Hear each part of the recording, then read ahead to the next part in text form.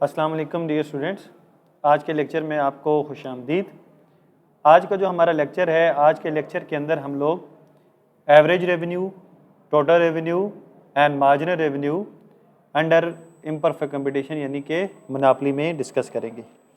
जैसे कि हम लोग पहले डिस्कस कर चुके हैं कि मोनोपोली की केस में या इम्परफेक्ट कंपटीशन के केस में जो आपके पास प्राइस होती है वो चेंज हो रही होती है, प्राइस में वेरिएशन आ रहा होता है, प्राइस सेम नहीं होती, क्योंकि फर्म्स और प्राइस सेटर होती हैं, वो अपनी मर्ज़ी से कोई भी प्राइस चार्ज कर सकती हैं। तो इसलिए यहाँ पे प्राइस में वेरिएशन आ रहा होगा, प्राइस में फ्लक्चुएशन आ रहा होगा।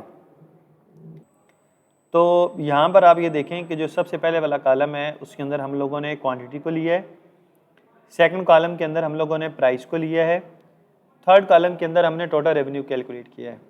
अब टोटल रेवेन्यू हमारे पास कैसे आता है? टोटल रेवेन्यू आता है प्राइस मल्टीप्लाई बाय क्वांटिटी।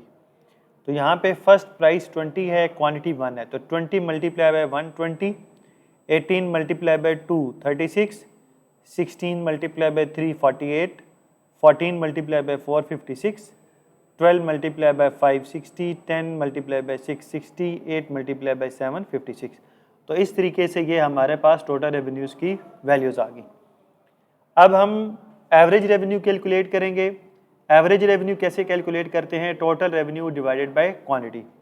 तो यहाँ इस पॉइंट पे हमारे पास टोटल रेवेन्यू 20 है और इस पॉइंट पर हमने 1 क्वांटिटी सेल की है, तो 20 डिवाइडेड बाय 1 करेंगे तो 20 आ जाएगा, 36 डिवाइडेड बाय 2 करेंगे तो 18 आ जाएगा, 48 डिवाइडेड बाय 3 करेंगे तो 16 आ जाएगा, 56 डिवाइडेड बाय 4 करेंगे तो 14 आ जाएगा, 60 डिवाइडेड बाय 5 करेंगे तो 12, 60 डिवाइडेड बाय 6 10, 56 डिवाइडेड बाय 7 8।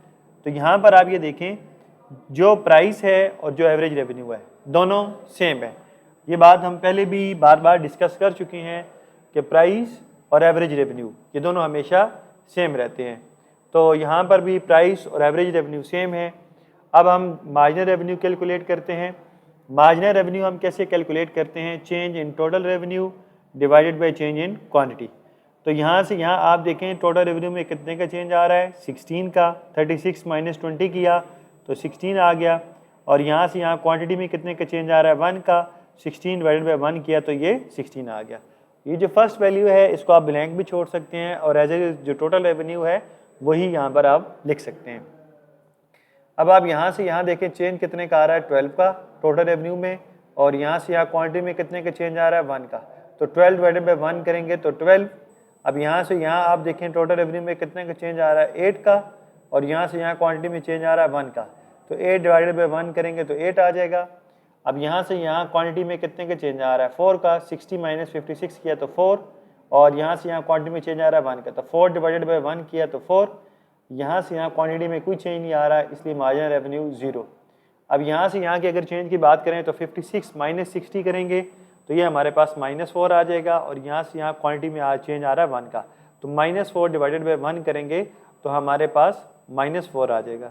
तो ऐसे हम लोग price, average revenue, total revenue calculate करते हैं मोनोपोली के अंदर। अब हम इन्हीं वैल्यूज़ को देखते हुए हम ड्रा करेंगे अपना टेबल। टेबल तो आप बना चुके हैं, अब हम लोग इसी की बेसिस के ऊपर ग्राफ ड्रा करते हैं। ग्राफ ड्रा करने के लिए हम लोग एक्स एक्सिस के ऊपर क्वांटिटी लिखेंगे और वाई एक्सिस के ऊपर अपना जो भी कर्व ड्रा करना चाह रहे हैं। पहले हम प्राइस और average revenue and marginal revenue का ड्रा कर लेते हैं। तो हमारे पास एक्स एक्सिस पे क्वांटिटी आ गया और वाई एक्सिस पे हम लोग रेवेन्यू लिख लेते हैं। तो हमारे पास टोटल वैल्यूज़ हैं 7 1 2 3 4 5 6 एंड 7। यहाँ हमारे पास इस पॉइंट पे 0 है और एक वैल्यू हमारे पास नेगेटिव है, -4 है, तो उसको भी हम लिख लेते हैं। और फिर हम वैल्यूज़ इस तरीके से लिखेंगे ताकि हमारी सारी वैल्यूज़ कवर हो जाएं, एवरेज की भी और मार्जिनल की भी। तो हमारे पास वैल्यू है 4, फिर हमारे पास 8 है, फिर हमारे पास 12 है, और फिर हमारे पास 14 है, फिर हमारे पास 16 भी है, और हमारे पास 18 भी है, और लास्ट वैल्यू जो है हमारे पास वो 20 है।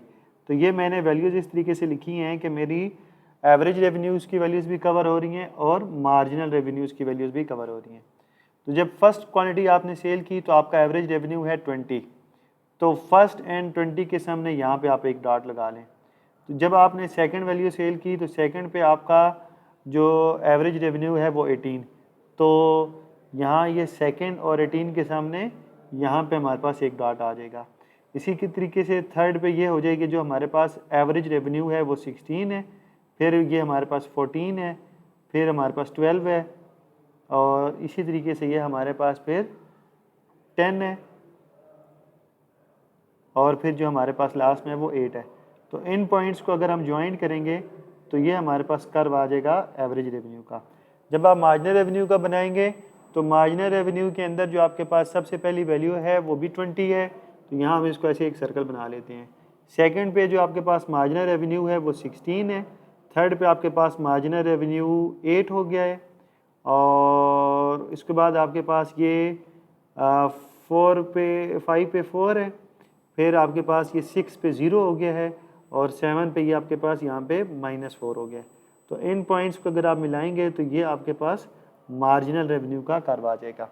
अब हमने पहले भी डिस्कस किया हुआ है कि इम्परफेक्ट कंपटीशन के अंदर प्राइस और एवरेज रेवेन्यू ये तो सेम होते हैं, लेकिन प्राइस और एवरेज रेवेन्यू ये not equals to marginal revenue होते हैं, क्योंकि प्राइस चेंज हो रही होती है, तो इसलिए मार्जिनल रेवेन्यू के इक्वल ये नहीं आते। तो इम्परफेक्ट कंपटीशन के अंदर प्राइस और एवरेज रेवेन्यू तो सेम रहेंगे, लेकिन ये मार्जिनल रेवेन्यू के इक्वल नहीं होंगे।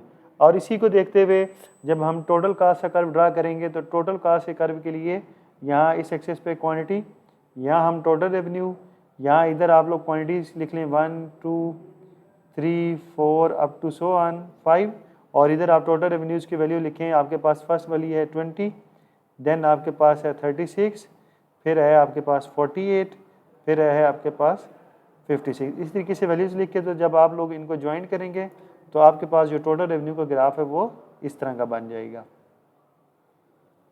तो अगर आपका यहाँ तक कोई भी क्वेश्चन हो तो आप मुझसे कमेंट सेक्शन के अंदर पूछ सकते हैं।